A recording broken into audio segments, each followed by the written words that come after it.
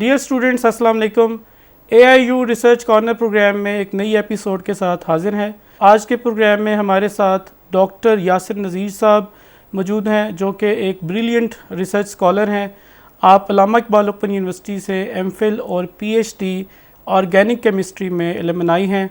आपने post doc Thailand से किया है और प्रेजेंटली आप असिस्टेंट प्रोफेसर हैं यूनिवर्सिटी ऑफ सियालकोट में। आपने काफ़ी स्टूडेंट्स को MPhil सुपरवाइज़ करवाया है थीसिस, और 17 से ज़्यादा आपकी जो हाई इम्पैक्ट फैक्टर जर्नल में पब्लिकेशंस हैं, और आप एक्सपर्ट माने जाते हैं कंप्यूटर एडेड ड्रग डिज़ाइनिंग में, और इसके अलावा ऑर्गेनिक सिंथेसिस में भी आप एक्सपर्ट हैं। डॉक्टर साहब, मैं आपको प्रोग्राम में वेलकम करता हूँ। सबसे पहले डॉक्टर साहब, आपका बहुत बहुत शुक्रिया कि आपने मुझे ये प्लेटफॉर्म मुहैया किया ताकि मैं अपनी रिसर्च जो है वो अपने दूसरे कोलीग्स के साथ शेयर कर सकूं। सर, स्टूडेंट्स के लिए बताइएगा कि आपका PhD में रिसर्च का टॉपिक क्या था? मेरा जो रिसर्च टॉपिक था वो था hydroxy substituted benzoic cinnamic acid derivatives as inhibitors of melanogenesis, synthesis, molecular docking and tyrosinase inhibitory activities. Doctor साहब, ये स्टूडेंट्स को बताइएगा कि इस टॉपिक को जब आपने फाइनल किया तो ज़रूरत क्या पेश आई कि आपको कि इस पे रिसर्च की जाए, या रैशनल क्या था स्टडी का? बेसिकली ये था कि इसमें हम पिगमेंटेशन डिसऑर्डर्स जो हैं उनको एड्रेस करने की कोशिश कर रहे थे। ठीक है। तो आपको आइडिया है कि हमारे मुल्क में भी और अराउंड द वर्ल्ड जो है वो लोग जो हैं वो चाहते हैं कि उनकी जो पिगमेंटेशन है, सारी उनका जो कलर है वो लाइट कलर हो, डार्क कलर को प्रेफर नहीं किया जाता। तो हम जो है वो पिगमेंटेशन को रिड्यूस करने के लिए इस टॉपिक को हमने सेलेक्ट किया। सही। तो ये एक वर्सटाइल फील्ड है जो ना सिर्फ ह्यूमन के लिए बल्कि एनिमल्स और एग्रीकल्चर, फूड, सब के लिए जो है इसकी क्या कह सकते हैं आपके ज़रूरत है। ऐसा ही है। डॉक्टर साहब, आपकी स्टडी के जो ऑब्जेक्टिव्स थे वो क्या थे? हम एक नेचुरल या सिंथेटिक सोर्स से एक ऐसा इनहिबिटर डिज़ाइन करना चाह रहे थे जो एक मैजिक ड्रग के तौर पे काम करे। सही। और जो ना सिर्फ फ्रूट्स के लिए बल्कि वेजिटेबल्स के लिए एंड ह्यूमन स्किन के लिए एक मैजिक ड्रग के तौर पर काम करे। सही। और आपने इन ऑब्जेक्टिव को अचीव करने के लिए क्या रिसर्च का डिज़ाइन या मेथोडोलॉजी क्या अडॉप्ट की? हाँ, हमने जो ऑलरेडी रिपोर्टेड कंपाउंड्स थे उनमें थोड़ी बहुत मॉडिफिकेशन की, और मॉडिफिकेशन करने के बाद उनको जो है वो नए सिरे से डिज़ाइन किया, और डिज़ाइन करने के बाद फिर लैब में उनको सिंथेसाइज़ किया। सही। और सिंथेसाइज हमने मोर देन 100 कंपाउंड जो हैं वो डिज़ाइन किए, उनको सक्सेसफुली सिंथेसाइज किया और फिर करेक्टराइज भी किया उसके बाद जो है। और डॉक्टर साहब, मेरा ये क्वेश्चन ये है कि जो कंपाउंड्स हैं उनको आपने करेक्टराइज फिर कैसे किया?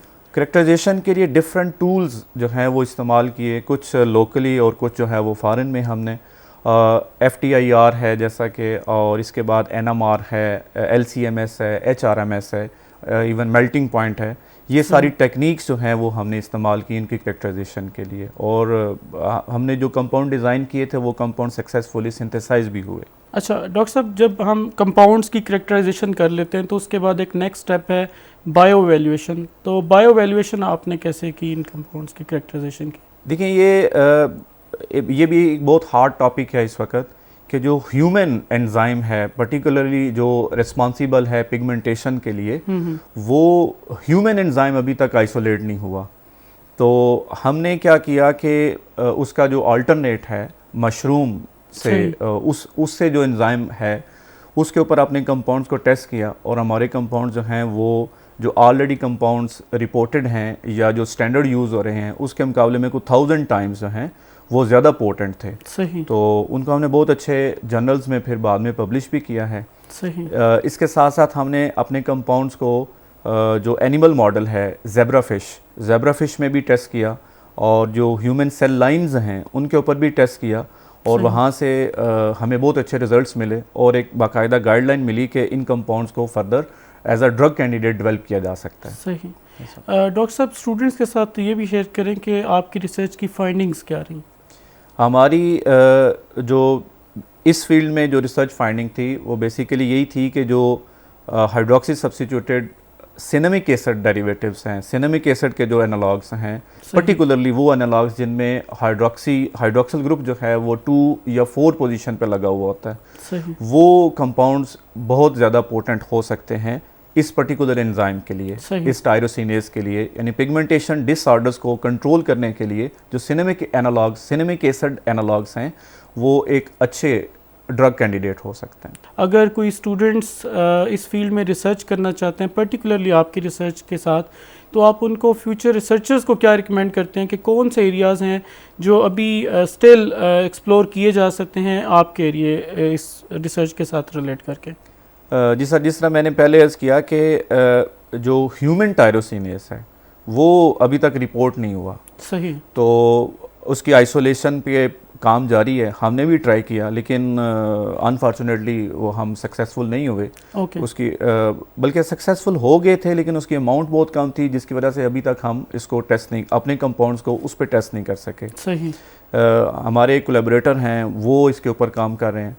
तो ये एक डायरेक्शन है या फ्यूचर प्रॉस्पेक्ट्स हैं कि ह्यूमन टायरोसिनेज को आइसोलेट किया जाए और उसके ऊपर अगर काम किया जाए तो उससे क्या होगा कि जो कॉस्मेटिक इंडस्ट्री है या इवन एग्रीकल्चर और फूड इंडस्ट्री है, बेवरेजेस हैं, उनमें एक जो है वो क्या बूम आ सकता है। सही। ये जो फूड है उसकी शेल्फ लाइफ बढ़ जाएगी।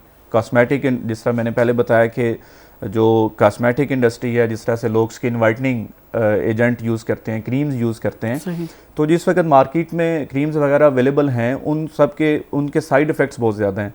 इवन मर्करी जो कि बहुत अर्सा पहले बैन हो चुका है, नाइट्रेट्स हैं वो भी बैंड हैं, सल्फेट्स हैं कुछ वो भी बैंड हैं। इवन देन लोग जो हैं वो उनको कॉस्मेटिक प्रोडक्ट्स में यूज़ कर रहे हैं।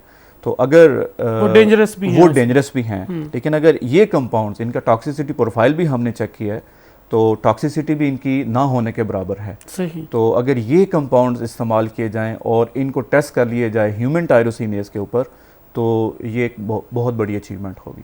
ये मेरे ख्याल है रिसर्चर्स के लिए बहुत एवेन्यू है कि वो इतनी डिफरेंट वर्सटाइल जो डायमेंशंस में वो फर्दर रिसर्च है वो कर सकते हैं। एग्जैक्टली ऐसा ही है।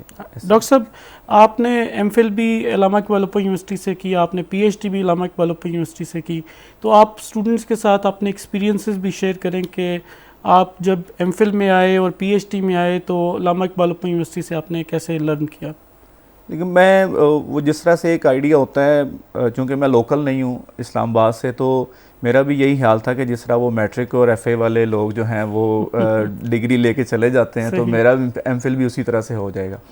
लेकिन जब वो मेरा एडमिशन हुआ तो फिर मुझे आइडिया हुआ कि नहीं, ये एक डिफरेंट फील्ड है और डिफरेंट डिग्री है, डिफरेंट प्रोग्राम है। तो यहाँ पे मैंने बहुत डिफरेंट चीज़ें जो हैं वो सीखी हैं, नई चीज़ें सीखी हैं। एजुकेशन ज़रा एडवांस लेवल की है, जो कोर्स कंटेंट्स हैं वो भी एडवांस लेवल के हैं और स्पेशली जो फैकल्टी है वो भी हाई क्लास है। टू बी वेरी ऑनेस्ट, जब मैं एमफिल में आया तो जब मैंने रिसर्च की एमफिल में तो मेरी एक स्ट्रॉन्ग बाइंडिंग या एफिलिएशन बन गई अपने सुपरवाइज़र के साथ। सही। तो मेरी पीएचडी का जो मेन मोटिव था या मेन जो मेरी इंस्पायरेशन थी वो डॉक्टर ज़ुमान थे। अच्छा। तो सही। जिनकी वजह से मैंने पीएचडी की। शायद मैं किसी और यूनिवर्सिटी मूव कर जाता लेकिन मेरी उनके साथ एफिलिएशन इतनी स्ट्रॉन्ग थी या मैं उनसे इतना इम्प्रेस था, इंस्पायर्ड था कि मैंने प्रेफर किया इलामा इकबाल ओपन यूनिवर्सिटी को। और at the end of the day I think ये मेरा बहुत अच्छा फ़ैसला था क्योंकि मैंने यहाँ पे बहुत चीज़ें लर्न की हैं। बहुत ऑर्गेनिक सिंथेसिस की बहुत अच्छी लैब्स हैं। इसके साथ साथ कंप्यूटेशनल का काम जो है वो भी मैंने सर की सुपरविजन में बहुत एडवांस लेवल का सीखा है। सही। आप स्टूडेंट्स के लिए कोई मैसेज देना चाहेंगे जो केमिस्ट्री की फ़ील्ड को, स्पेशली ऑर्गेनिक केमिस्ट्री या मेडिसिन केमिस्ट्री की फ़ील्ड को ज्वाइन करना चाहते हैं और इसमें फ़र्दर रिसर्च करना चाहते हैं, उनके लिए कोई मैसेज आप देना चाहेंगे? एक तो ये चीज़ है कि जो ऑर्गेनिक सिंथेटिक केमिस्ट हैं, जिनका सिंथेसिस का बैकग्राउंड है या जो सिंथेसिस में इंटरेस्ट रखते हैं, उनको डे बाय डे जो मॉडर्न पेपर्स हैं, आर्टिकल्स हैं, वो ज़रूर पढ़ने चाहिए। ठीक है। ताकि वो अपडेटेड हों कि आजकल क्या चल रहा है। सही। दूसरा, अगर वो कंप्यूटर एडेड ड्रग डिज़ाइनिंग उसकी वो टेक्निक अगर सीख लें, जैसे मॉलिक्यूलर डॉकिंग है, डेंसिटी फंक्शनल थ्योरी स्टडीज़ हैं, या quantitative structure activity relationship studies हैं, ये चीज़ें अगर स्टूडेंट सीख लें तो ये ऑर्गेनिक केमिस्ट्री में या सिंथेटिक केमिस्ट्री में ये उनके लिए एक बहुत अच्छा टूल होगा। बहुत शुक्रिया डॉक्टर साहब, आप आए और आपने तफसील के साथ अपनी रिसर्च जो है वो स्टूडेंट्स के साथ शेयर किया। ये होप के काफ़ी एवेन्यूज़ आपने उनको बताए हैं कि जो फ्यूचर में वो उस पर रिसर्च कर सकते हैं। Thank you. डियर स्टूडेंट्स, जैसे डॉक्टर साहब ने आपको बताया कि अगर आप ऑर्गेनिक केमिस्ट्री की फ़ील्ड को ज्वाइन करना चाहते हैं या मेडिसिन केमिस्ट्री की फ़ील्ड को ज्वाइन करना चाहते हैं तो आपको लेटेस्ट जो रिसर्चेस दुनिया में हो रही हैं उनको स्टडी करने की ज़रूरत है। आप डिफरेंट जो रिकग्नाइज्ड जर्नल्स हैं, हाईली इंडेक्स जर्नल्स हैं, उनके अगर आप आर्टिकल्स पढ़ें, लेटेस्ट आर्टिकल्स, तो आपको उसमें काफ़ी एवेन्यूज़ मिलते हैं और आप फील्ड में आगे एक्सेल कर सकते हैं। स्पेशली उन्होंने आपको ये बताया कि अगर आप कंप्यूटर ड्रग डिज़ाइनिंग में अगर आप एक्सेल करें तो ये आपके लिए बहुत अच्छा होगा ऑर्गेनिक केमिस्ट्री के पैराडाइम के अंदर। मुझे इजाज़त दीजिए। अल्लामा इकबाल ओपन यूनिवर्सिटी जिंदाबाद, पाकिस्तान पाइंदाबाद।